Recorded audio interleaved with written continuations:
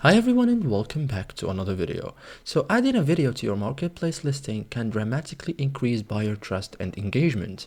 A short clip showing the item in action makes it feel more real and more valuable. In this guide, I will show you step by step how to add video to a marketplace listing in 2026 cleanly, correctly, and like a pro. So first thing first, open the Facebook app, tap the marketplace icon here.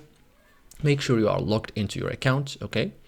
Then tap the three lines at the top here, okay? Tap them, tap marketplace, and then tap sell, tap create listing, okay?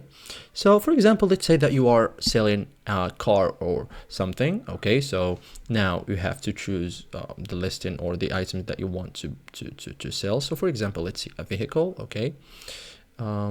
Next, done. Okay, so here tap the media upload section. As you can see, we have here add photo. Okay,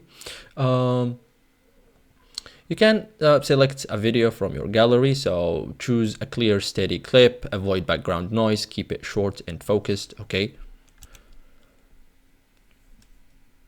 some versions show add photo or video together, okay? So tap and hold to reorder, drag video where you want it displayed. Keep your best picture first, place video second or third.